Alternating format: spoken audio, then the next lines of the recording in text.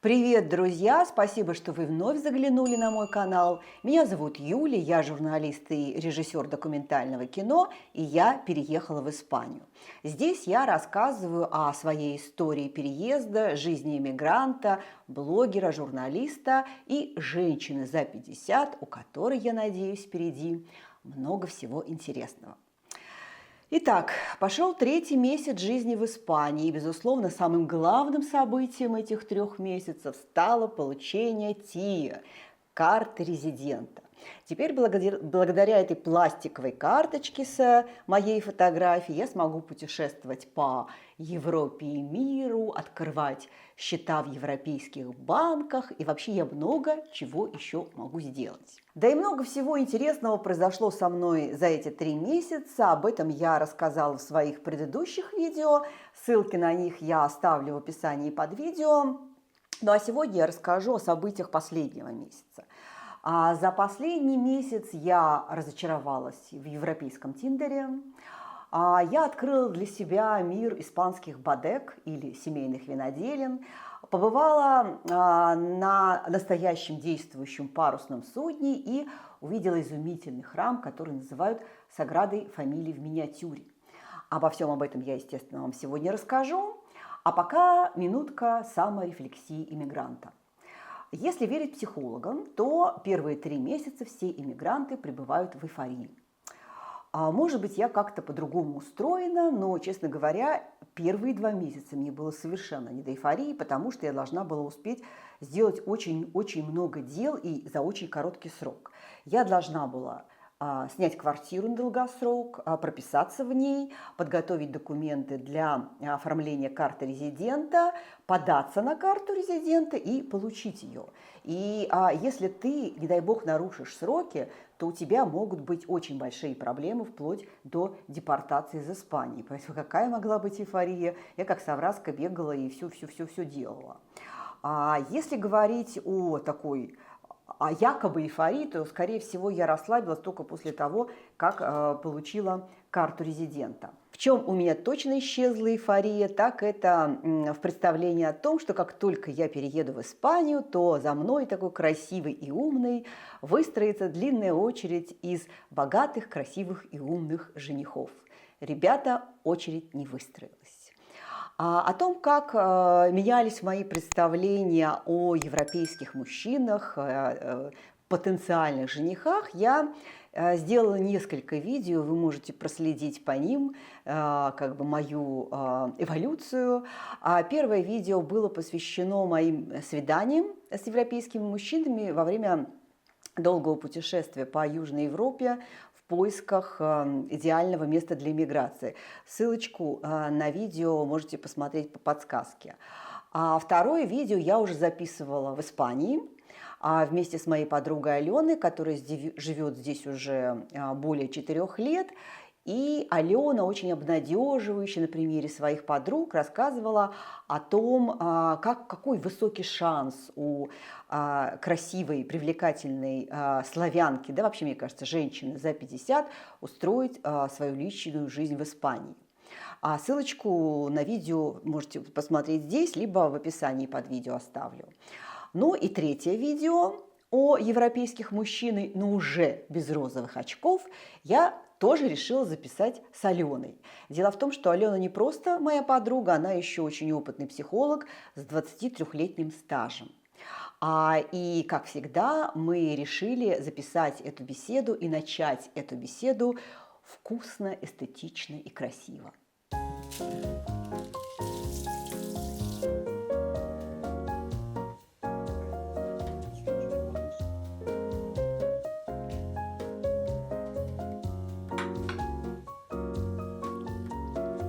Сегодня у нас с Аленой как такой легкий ланч. Легкий ланч с сыром горгонзолой, с клубничкой. Широко. Да. В общем, такой эстетичный лайт-ланч, как должен быть для женщин 50+. Да. И у нас есть что обсудить. Обсудить мою личную жизнь. Да.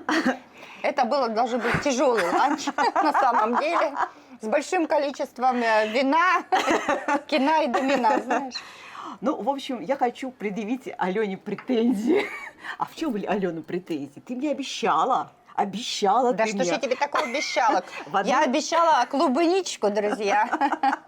В одном из первых совместных видео ты рассказала, что женщины 50 плюс так востребованы в Испании, что прям на расхват, как горячие пирожки. Что здесь не сбылось в этом? Э, Востребованность есть? Востребовано съесть. Я уже около 3 месяцев сижу в Тиндере. Я уже забыла, сколько я провела свиданий, но выхлоп нулевой. Нулевой выхлоп. Нулевой выхлоп. Да. И, в общем, надо, наверное, по частям рассказывать о проблемах, с которыми я столкнулась в Тиндере, а ты, как психолог, это все по полочкам разложишь. Первая проблема в том, что большинство мужчин, с кем я общалась в Тиндере, просто не доходят до свидания.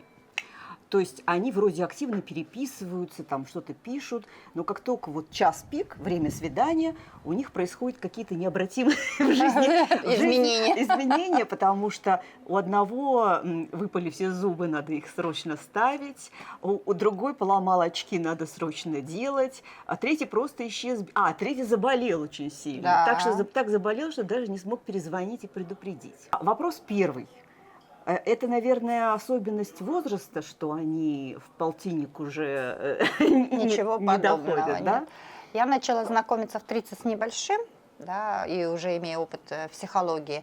Сейчас скажу тебе, где-то после развода, мне было, да, в районе 35 лет после развода. Вот. И где-то с 35 до 37 у меня был веселый период, тоже свиданий, знакомств, общения, коммуникации, отношений не было, но вот такой вот интересный опыт, да, вот общения. И точно так же и моим кавалерам было от 35, там, ну, плюс-минус 45, это были моложе, и точно так же исчезали, не доходили и так далее. Ну, по моей тенденции, то, что я вижу, да, тенденция такая, это то, что на сайте большой выбор, и просто переписываться с несколькими людьми, что, в принципе, мы тоже делаем, в общем, да, да. и поэтому кто-то больше заинтересовал, куда-то человек отвлекся, или просто действительно не готов встречаться, потому что часто бывает вот эта фраза «пар уходит в гудок», да, то есть написать, пообщаться сил хватает, дойти до свидания, где подвергнуться определенной оценке. Мужчины еще больше не любят оценок, как и мы. Это, ну, смущает, да, и поэтому легче пообщаться просто, ну, до свидания не дойти. Либо они дошли, но с кем-то не из нас. Вот такая тенденция. Ну, то есть вы как бы, опять же, это и я, и все остальные женщины, которые в Тиндере сидят, не должны это все на свой счет относить, что что-то у вас не так, абсолютно, да? абсолютно. У большинства людей, кто выходит на сайт знакомств, очень много незакрытых гештальтов, очень много. Это тоже я с этим столкнулась и по жизни, и по практике. Ко мне приходили клиенты, которые начинали знакомиться, не оформив разводы, не завершив кредиты, не завершив не вырастив еще детей с алиментами кучей. То есть у них такие же вопросы, как и у нас, да, житейские, бытовые. Да? Мы иммигранты со своими нерешенными моментами, они не иммигранты, но тоже с кучей нерешенных моментов. Поэтому исчезают, в общем, понимаю. Видишь, аж подавилась от этого. Исчезать, слово исчезают, оно меня вызвало триггер. Да. Просто люди, вот у них не закрытых очень много.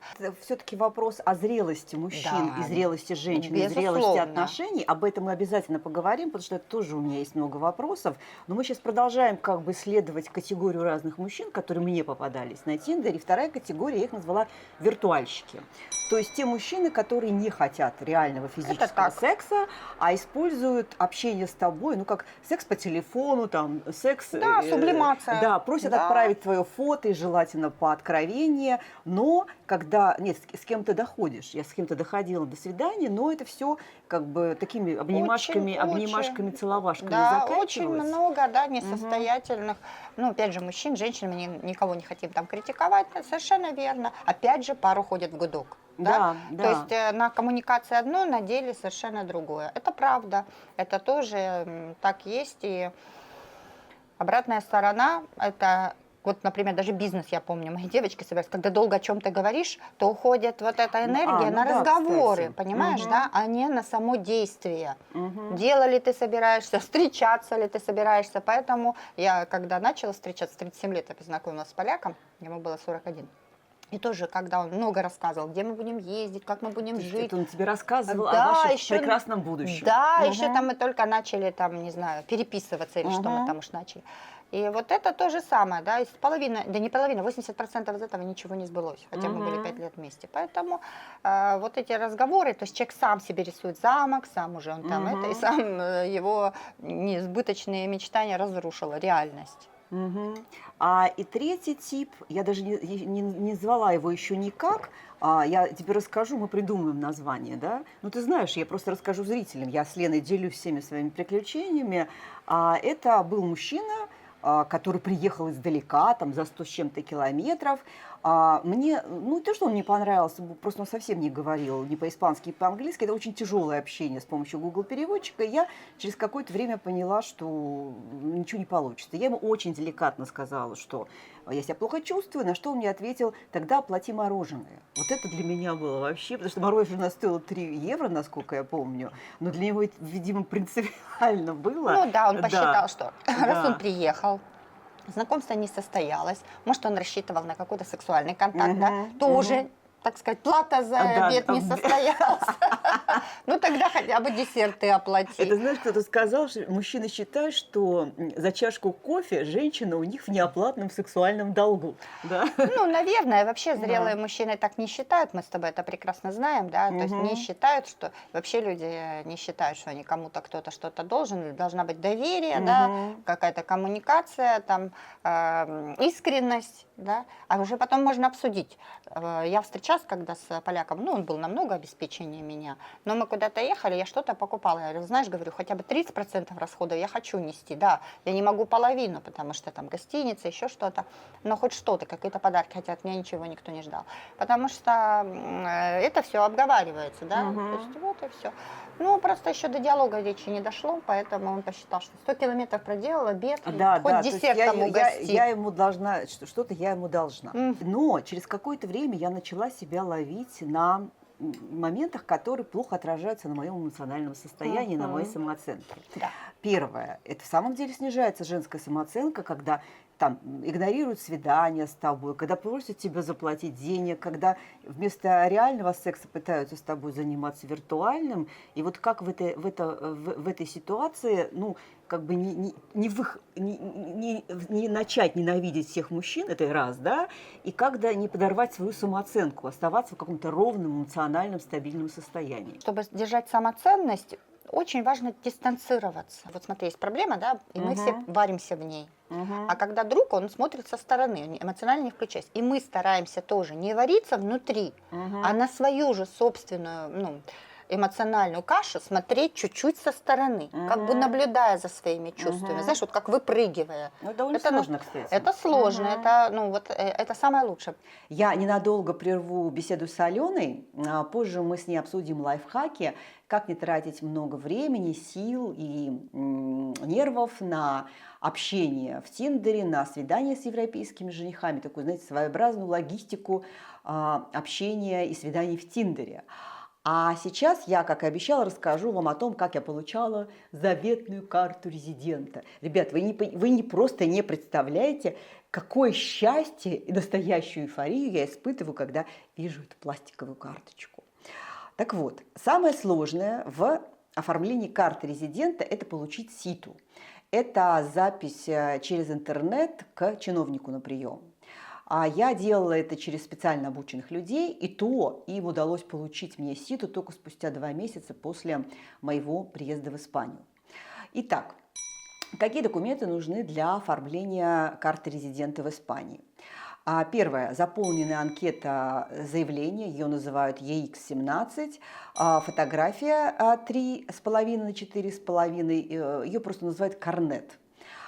Далее загранпаспорт, резолюция о том, что вам одобрена виза D, это выдается, ну я, по крайней мере, получала в московском посольстве. Дальше справка о регистрации по месту жительства, или, проще говоря, прописка, и квитанция об оплате госпошлины, или по-испански ТАСы. Немного личного опыта. Если у вас нет счета в испанском банке, то оплатить госпошлину вы можете только придя лично в банк.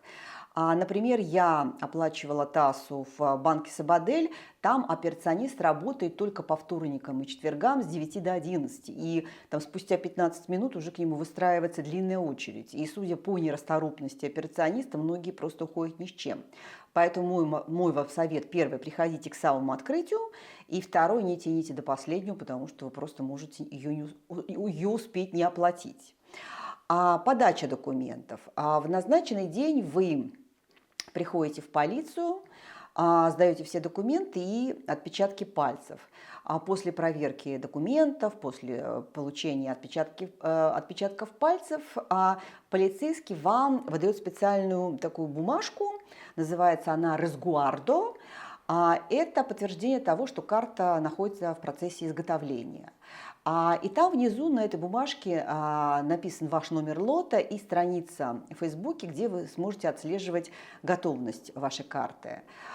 И еще, кстати, мой вам совет: обязательно запомните, на какой странице в загранпаспорте находится штамп о въезде в Испанию. Полицейский долго не мог найти этот штамп, и, честно говоря, за это время я так перенервничала, я просто перебрала всех святых. Это была очень стрессовая ситуация. Следующий этап – это получение карты. Карту я получила быстро, всего лишь за 26 дней. Специально бронировать ситу на получение карты вам, по крайней мере в Торревьехе, вам точно не надо. Вы просто приходите в назначенное время в полицию в их рабочие часы с 9 до 14, подходите к полицейскому у входа и показываете ему Resguardo. И вас вызывают, и спустя 5 минут вы держите в руках заветный пластик с вашей фотографией и понимаете: боже мой, какие возможности сейчас передо мной открываются. Я, например, первым делом купила билеты в Вену, чтобы навестить мою дочку. А если вы хотите самостоятельно оформить карту резидента, вы, конечно, это можете сделать. И загляните тогда в мой телеграм, я даю пошаговую инструкцию, какие документы собрать, как их подавать, и, в общем, все пошагово объясняю. И вообще подписывайтесь в мой телеграм, потому что мой телеграм – это такой, знаете, симбиоз дневника и полезной информации. Там я делюсь впечатлениями, какой-то внутренней рефлексией о жизни в Испании, адаптации, и даю массу полезной информации с такими нюансами из личного опыта, которые вы вряд ли встретите в интернете, в свободном доступе. И я на 100% уверена, что это поможет всем, кто переезжает в Испанию или задумывается о переезде. А если вам интересны форматы Reels, то загляните в мой инстаграм, там я делаю короткие развлекательно-познавательные ролики о жизни в Испании. Так, ну что, нам, наверное, нужно возвратиться к беседе с Аленой и поговорить о подводных камнях европейского Тиндера. Меня беспокоит то, что это отнимает очень много времени. Это так. Такого твоего физического времени, Да. и нервов тоже. Поэтому хорошо бы придумать какие-то алгоритмы поиска и знакомства с мужчинами, которые экономили бы твое физическое время. Вот давай мы с тобой подумаем над этим. Я недавно прочитала, знаешь, пост одной девушки, которая искала богатого мужа. Она молодая, эффектная и так далее, работала много лет за границей. Она приехала в Монако. Именно цель найти мужа. Ей там было, сейчас ей 32, значит 29, 28, вот как бы все. И она говорит, что она вообще наняла девочку, и которая по шаблону сама вот находила там красивых, там молодых, там и писала им, это помощница, шаблонно всем. Половина из них не отвечали. Кстати, я тоже по шаблону, я тоже всем шаблон бросаю. Да, я тоже так делала. Вот с поляком познакомилась, я там штук 30 отправила, ответили человек там 8, из них и слились. Воронка продаж, остались там 3, пообщалась, 2 не подходили, и вот Кшиштоф очень хорошо писал, и приехал, и познакомились, и так далее, вот много встречались. Как только вот такой, так там вообще помощница, представь, рассылала. Со всеми одинаково. Может сделать, наверное, одинаково им там писала и как бы сразу назначала встречу, там чуть-чуть буквально. И уже эта вот девочка ходила на свидание, чтобы не включаться. В смысле, не помощница, уже сама девушка. Да. Уже на свидание ходила. Но это такая, конечно, шутка, но, наверное, все-таки какие-то шаблоны, Да, я считаю, что я тебе тебе говорила, минимально свести онлайн-общение. Минимально. Вот здравствуйте, здравствуйте, ля-ля-ля, как вы насчет того, здравствуйте, здравствуйте. Все-таки какой-то, у меня даже шаблон, рассказ о себе. Да. Рассказать о себе коротко, услышать его рассказ. Да. Если все устраивает, нету незакрытых гештальтов, Да. то, значит, можно уже... Да, и обязательно видео общение. Да, вот это, кстати, я тоже после истории с этим, за 100 километров, который приехал, попросил оплатить Без мороженое, видеообщения, я потому поняла, что, что да. обязательно нужно видеообщение, потому, ну, это в самом деле, понимаешь, вот есть матч, подходите друг к другу или не Абсолютно. подходите. Красный флаг, который говорит о том, что с этим мужчиной не стоит продолжать общение. Вот, ну, для меня красным флагом стало, как только там, на второе-третье общение мужчина начинает переводить разговор на секс.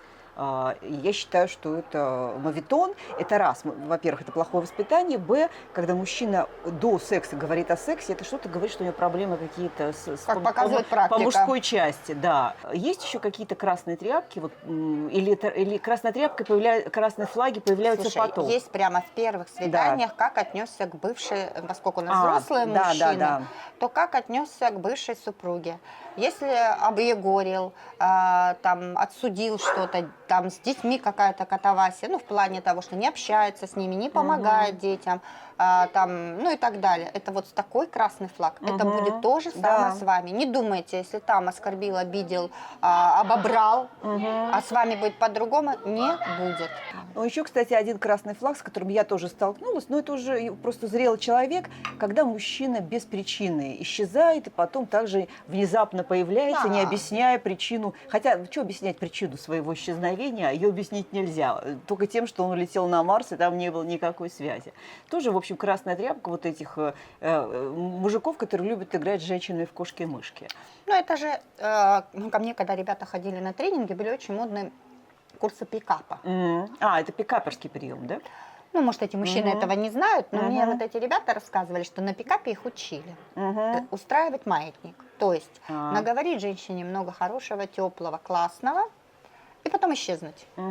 Потом появиться, опять наговорить. То есть устроить вот эти вот качели. И как бы на вот эту вот веревочку, на эту эмоциональную, ну, это может и мужчина, и женщина, подсесть. Ребята, это вообще верх безобразия, манипуляции и вообще. Да, в личных отношениях тем более. Вот представь себе, я завтра исчезну, а потом явлюсь через месяц, скажу: здравствуй, Юля, я пришла. Ты скажешь: ты что, вообще с дуба рухнула? Где ты была? Понимаешь? То есть если мы уважаем человека, уважаем его чувства, ну, мы можем быть заняты, правда, да? Мы можем об этом можно сообщить. Даже если мы просто хотим побыть наедине с собой, да? Вот мы... Ну или просто плохое настроение, тоже можно об этом сказать. Конечно, там устал, выдохся, уработался. Да, эти все исчезновения не годятся, потому что это будет не один раз.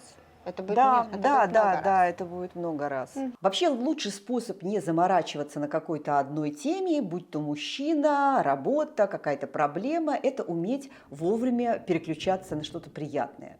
Лично для меня самый лучший способ переключения – это путешествие. И вот в этот последний месяц я открыла для себя удивительный мир испанских бодег или семейных виноделин, удивительной испанской архитектуры и парусных шхун.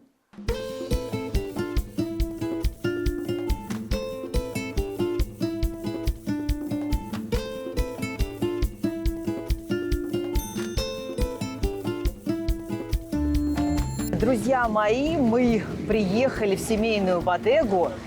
Серда называется. Я все время путаюсь с ударениями. Ну, вот такая типичная камень, очень красивая. Это семейная бодега, которая была основана в 1885 году. То есть прадедушка, дедушка все делали вино. И сейчас мы попробуем, посмотрим на этот ассортимент, попробуем, продегустируем и, может быть, даже не сильно опьянеем.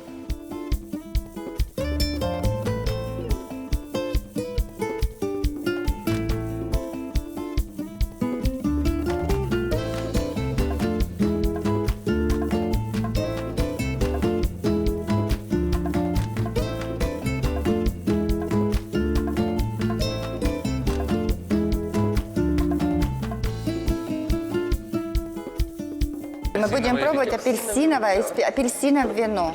Вот, ребят, как я не помню в своей жизни, чтобы я утро начинала с апельсинового ликера. Это первый жизненный опыт. Все, надо Давайте попробовать. быстренько. Давайте, за салют. Да, молодцы. Так, ну и как? Слушай, супер, супер. А он, кстати, он не сладкий, но не супер сладкий и очень вкусный. Прямо вау-вау. Закусывать не будем, да? Кстати, сегодня не завтракала.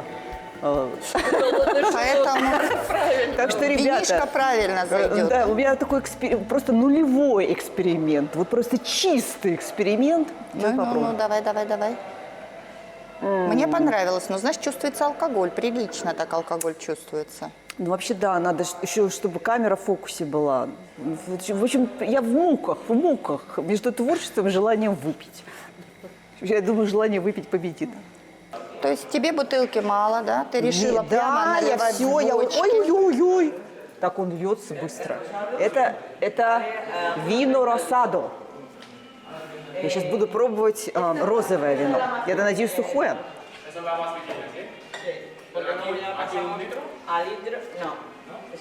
А мне не нравится. Не нравится. Кислое, На кислое. нараховое будем брать?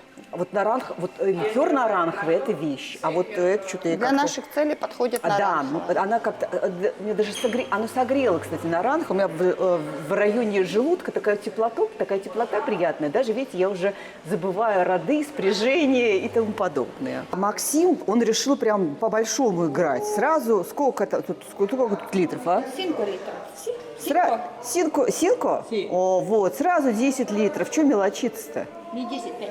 А, 5, пардонте. Ну, тоже, в общем, немало. Макс, а зачем тебе столько вина? Скажи мне. Зачем столько вина-то?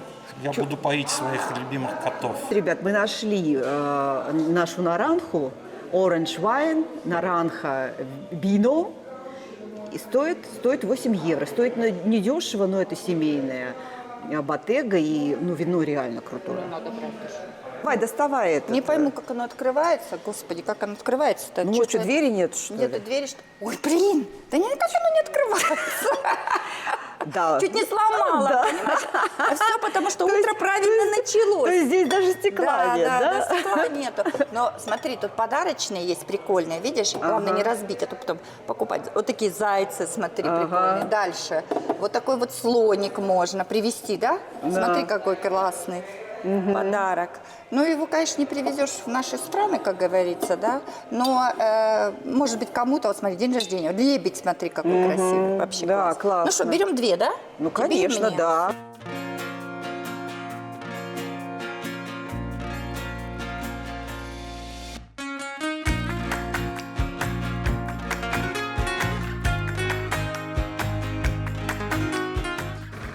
Ребят, подвезли нас к плантации виноградной. Посмотрите, виноград еще не собрали, он прям в самом-самом соку. Максим сказал, что нельзя срывать и есть виноград. Но кстати, штраф 200 евро. Ой, вкусненько-то как. Очень вкусно.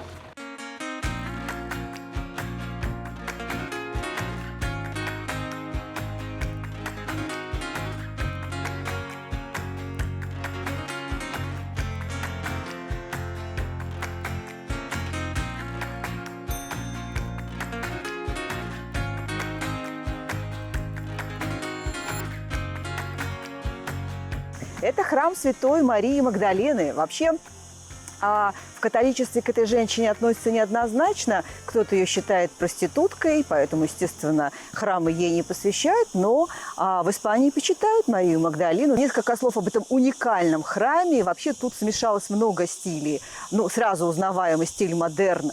Уникальный стиль модерн Гауди, а есть элементы барокко и есть немного элементов арабского, британского искусства. Гауди, кстати, объединяет этот храм то, что здесь тоже есть долгострой. Сам храм строился довольно долго, строительство началось в в 1918 году и закончилась только в 1946. А виной тому гражданская война, когда было приостановлено финансирование этого храма.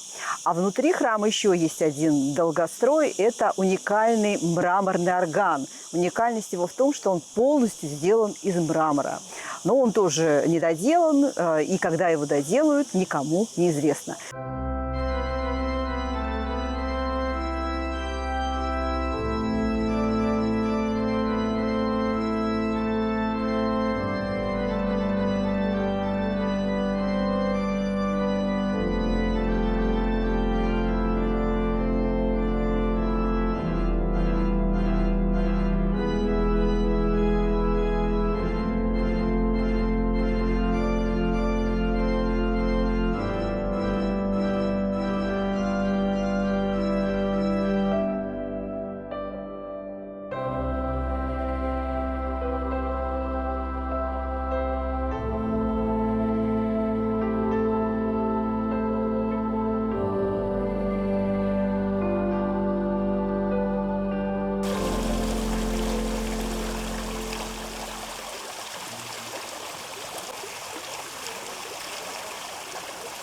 Друзья, и после храма Марии Магдалины мы вновь отправились в Бодегу, как сказал Максим, ну, более роскошную.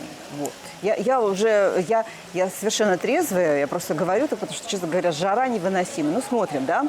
Это внешне она выглядит, в самом деле, очень фешенебельно, большой ресторан, большой магазин, а там сзади, наверное, все-таки вы не видите, но если что, покажу, там сзади очень симпатичный фонтанчик. Ребят, смотрите, какая интересная штука. Это винный погреб, но он находится, естественно, под землей, а мы его видим через стеклянный пол. Вау! Смотрите, это все. Я сейчас хожу по стеклянному полу и вижу полки с большим количеством вина. Очень оригинально, да? Посмотрите, как оригинально решена эта история. Тут какая-то большая группа английских туристов вышла из этой комнаты. Что это за комната? Сейчас мы посмотрим. Ну это такая историческая комната, где показываются все гаджеты, по-современному говоря, с помощью которых делалось вино. Ребят, посмотрите, какой его высочество комод. А посмотрите, как красиво. Все-таки такая огромная культура виноделия в Испании. Неповторимая, очень красивая. А еще, смотрите, второй зал. Касса Сицилии, у них даже есть свой герб. И все такое старинное. А бочки, посмотрите, какие бочки. И еще одна комнатка. Приватная, я так понимаю, со свечами. Ой, ребят, это кухня. Это кухня. Мы в Бодеге купили виноград, ребят. Сейчас я вам покажу. Сижу. Потрясающий. Я, честно говоря, небольшой любитель винограда, но это... Во-первых, он без косточек, а во-вторых, он очень сладкий. Прям сладкий, ароматный. Хрустящий, да, еще. Он еще и хрустит, да. Он еще и с кислинкой, видишь, в чем дело.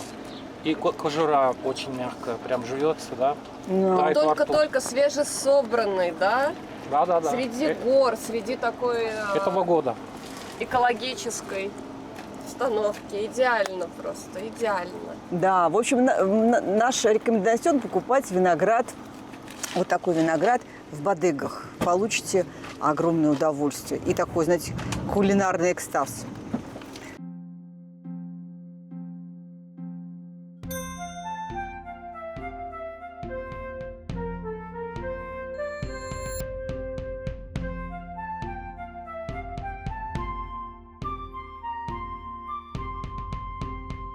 Вот за моей спиной настоящее парусное действующее судно, которое принадлежит итальянскому ВМС, называется «Полинура». Это судно было построено во Франции в 1936 году, а в 1950 году его приобрела Италия и переоборудовала в учебное парусное судно. То бишь сейчас по сей день на этом парусном судне обучаются курсанты, матросы, младшие офицеры и машинисты. Это настоящий такой университет, который ходит по морям, океанам. У него бывают такие туры я так понимаю, по Средиземному морю. Он останавливается в разных городах, и каждый желающий может зайти и посмотреть, как изнутри устроено парусное судно. Так что, ребята, давайте сходим, глянем. Мне, например, очень интересно.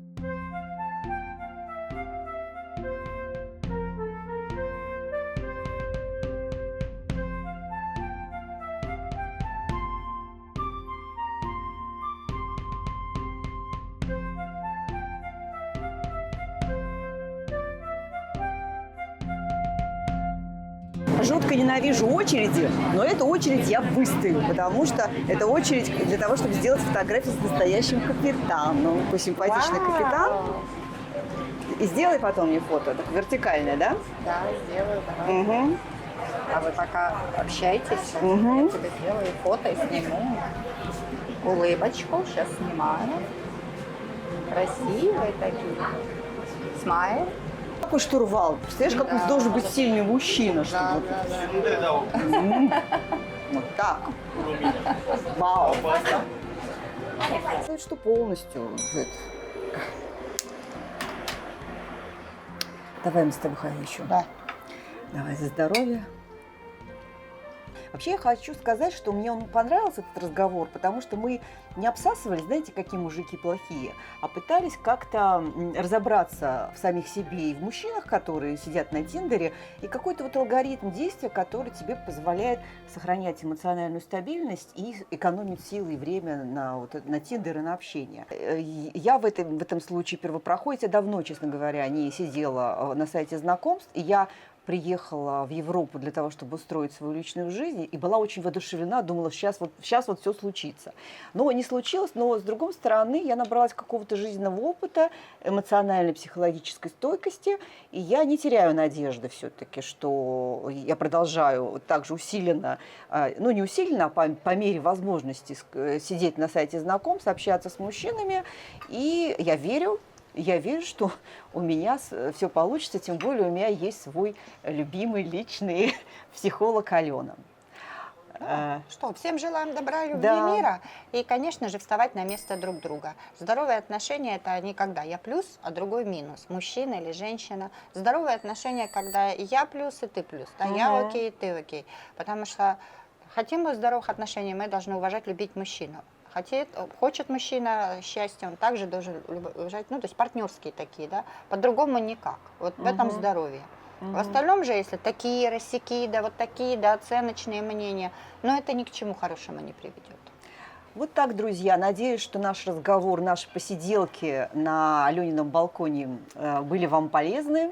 С клубничкой. С клубничкой, да, это был разговоры с клубничкой. В следующий раз мы будем называть их разговоры с клубничкой. Точно. Правда? Очень хорошее, кстати, решение. Ребята, клубника вкусная, обалденно. Да. Вот. Вкусно. Мы с вами прощаемся. Мы с Леной продолжаем обсуждать наши личные вопросы. Может быть, что-то расскажем потом, может, не расскажем. Но я с вами прощаюсь. Всех целую. Ваша Юля.